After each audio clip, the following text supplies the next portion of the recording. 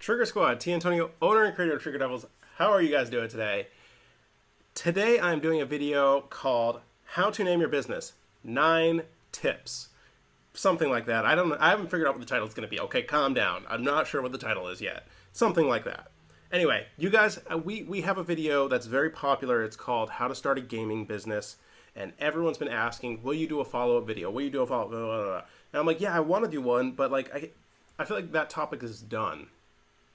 Or it's too broad. That's the way I should say it. It's too broad. So,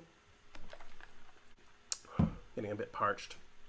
Something that I think about constantly, and I really have wanted to make this video for a long time, is how to name your business. And there are just some hard and fast rules that you can follow that will really help you. And I just feel like these rules aren't put out there very often. So hopefully this video, as I go through the 9 tips, will kind of shape and morph how you see brands and how you want to pursue your own brand. This is the follow-up to How to Start a Gaming Business. I will link that video down below if you haven't seen it. Feel free to check it out.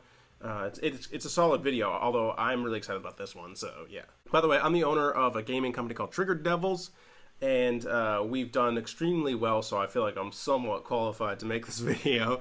But also, I just love sharing business tips, things that I've learned along the way, hopefully make it a little bit easier for you guys. Let's get into the 9 tips. So tip number 1, use 2 hard consonants, at least 2 hard consonants. This is something that you would never really think about unless someone told you or if you read about it somewhere. But if you look at different brands that are out there, it's commonplace for there to be at least 2 hard consonants. Think about this. Target, the T and the G. Staples, the T and the P. Xbox, that's a real good one. 2 hard consonants. FedEx, Radio Shack, GoPro. Perfect. Trigger Devils. No, Trigger Devils. There it is. The G's and the D, those are the hardest of the consonants. So you guys are kind of getting it here, right? It's very common, although you wouldn't know to look for it unless someone told you. And there's just something about these hard consonants that make the brand stand out, make it easier to say. I don't know what it is. Just stick with 2 hard consonants, 3 hard consonants, somewhere around there. It's just something to be mindful of. Step number 2, merging words and combining words, okay? A great example of this one, a good example of this one, of the merging words, is Go-Gurt. I love Go-Gurt. I think Go-Gurt is one of the best names. If you guys haven't had Go-Gurt before, like a childhood thing for me, it is tasty. But the name itself tells you what it is by merging 2 words. It's yogurt on the go.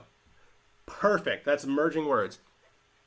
Now, Trigger Devils is an example of combining words, combining 2 different words. We took the word trigger and the word devil. Now, each of those individually obviously are very populated, but we put the 2 together and made something new called Trigger Devil that no one had ever done before. And that, it was just like fresh. No one had ever done it, and we got to own it, basically. Merging and combining words can help you tell the story of what your brand is, but it also can help you create something that's new and fresh and you can own it versus, something that's already been done. Number 3, alliterations. Best Buy is the best example of this.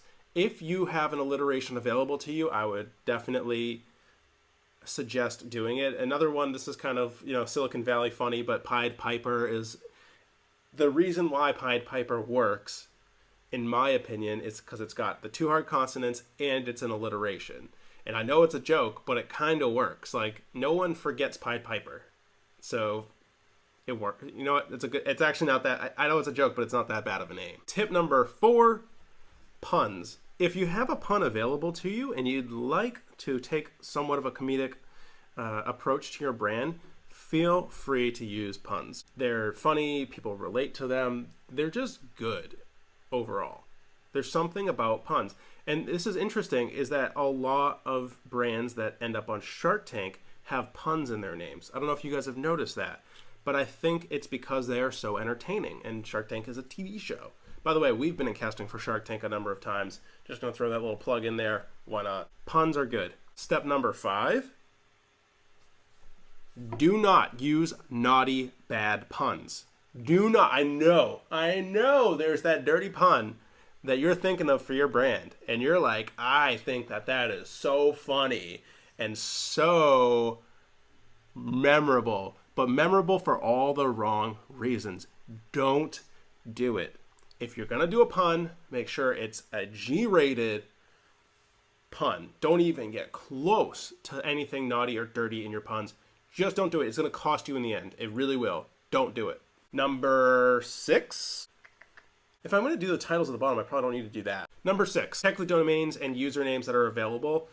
Google Domains, the best possible tool for this, for at least for the domain portion of it. This is where step 2, combining emerging words, can really work in your advantage. And once you combine words, Trigger Devils was not a thing, so we were able to purchase the domain triggerdevil.com. We got all the usernames across all social media because Trigger Devil was not anything before us. Make sure you do a little bit of research to make sure that those things are available to you, especially if you're a small business. It's much better to choose something that's available to you. If it's not, then as great of a name as it is, you're going to have an extremely hard time locking down the name. So check the domains, check the usernames. Number 7 is rhyming.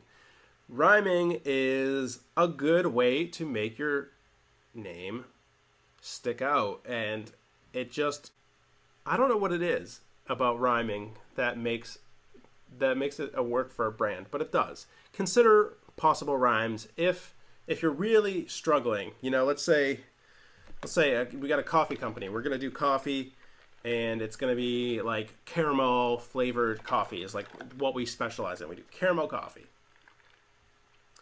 I would call that toffee coffee. Why not? It kind of tells you what it is, and it rhymes. People aren't going to forget that. And it has a flow. It has step number 8, which is be memorable and rhythmic. Rhyming does both of those things. So let's move on to step number 8. Memorable and rhythmic. Here's a great example of a rhythmic brand. Here in New England, we have a grocery store called Market Basket. Not only is a good example of step number 2, combining words. Market and basket were not a thing together, but now they are because of the grocery store. But it has a rhythm to it. It's got the hard consonants, market, basket. It has it's like a, I don't even know what they call it, but it has a thing. Even Trigger Devils has a rhythm to it. That makes it memorable. All of these other prior tips help make these brand names memorable. The hard consonants, the combining the words, and puns, definitely, alliterations. It's all amounting to making your brand memorable. 1 second. Cats. Cat. Oh, no. Come here, Coons. Come here. Okay, we got cat for the rest of them. Be memorable and rhythmic. And then step number 9, break all the rules I just gave you. Break some of them at least. Here's the thing. I just gave you tips. They are not hard and fast rules. You do not have to follow them. If you've got a good brand idea, business name idea, and it doesn't adhere to all of these rules, first of all, you shouldn't adhere to all of these. Pick a couple of them, and that's all you need. But if you need to break plenty of these in order to make the brand what it is that you have, your vision, do it. Don't be afraid to break these rules. They're just guidelines. I just gave you a lane, and I'm telling you, don't completely stay in the lane. Veer off the lane a little bit. It's okay. It's a good thing that will help you really define who you are as an entrepreneur, what your brand is. So that's what I got for you guys today. I hope you enjoyed this video. Make sure you subscribe to the channel. I upload videos about business, and I upload our startup story 5 days a week on this YouTube channel. So drop a subscribe, hit the subscribe button, hit the notifications button if you want to be notified when we upload. It's typically 5 p.m. every day, Eastern Standard Time. Drop a like on this video if you actually thought these tips were helpful. And that's all I got for you. So, T. Antonio out.